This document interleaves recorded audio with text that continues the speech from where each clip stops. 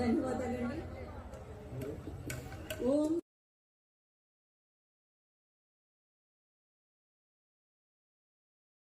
బ్రహ్మోత్సవాల సందర్భంగా నేటి పున్నమి రాత్రి అంగరంగ వైభవంగా సర్వ విఘ్నాలకు విఘ్నుడైన వినాయకుణ్ణి ఈ సందర్భంగా ఎటువంటి విఘ్నాలు లేకుండా కార్యక్రమం ఆద్యంతం సర్వ శుభప్రదంగా జరగాలని కోరుతూ మంగళకరమైన సుస్వర ధ్వని మంగళ వాయిద్యంతో ఈనాటి కార్యక్రమాన్ని కుప్పం నుంచి వచ్చిన మూర్తి బృందం వారు శుభకరంగా ప్రతి ఒక్కరికి స్వాగతం పలికారు తమ మంగళ ధ్వనితో.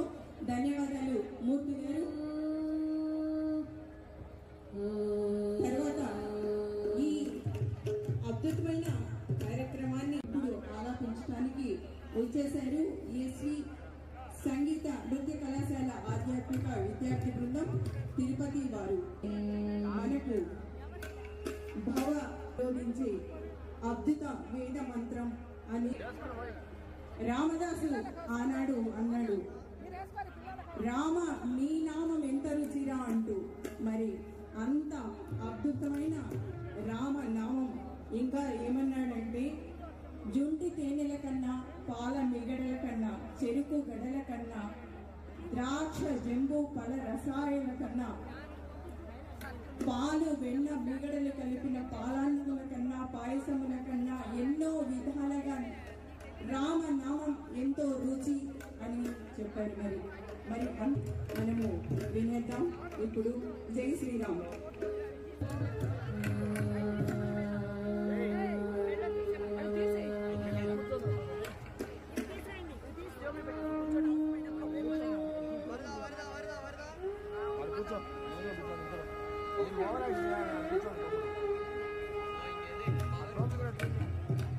ఓ రామని నామమే రుచిరా,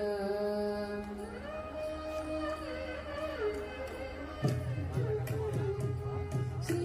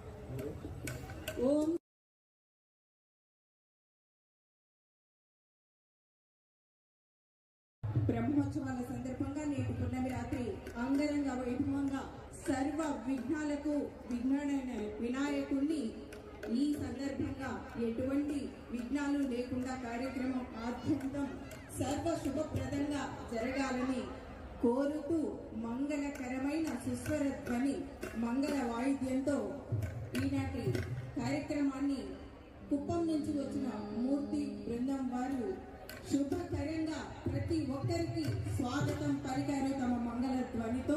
ధన్యవాదాలు మూర్తి గారు.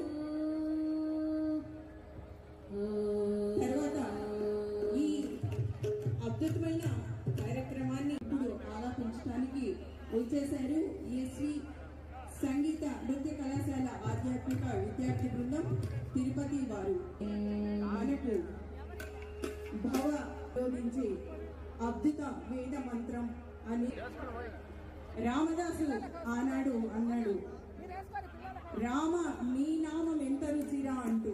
మరి అంత అద్భుతమైన రామ నామం ఇంకా ఏమన్నాడంటే, జుంటి తేనెల కన్నా పాల మిగడల కన్నా చెరుకు గడల కన్నా ద్రాక్ష జంబు పల రసాయన కన్నా పాలు వెన్న మిగడలు కలిపిన పాలాన్నముల కన్నా పాయసముల కన్నా ఎన్నో విధాలుగా రామనామం ఎంతో రుచి అని చెప్పారు.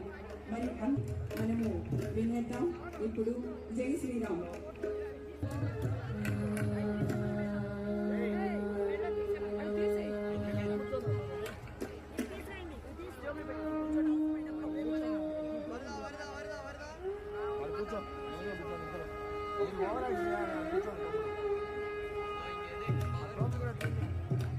ఓ రామని నామమే రుచిరా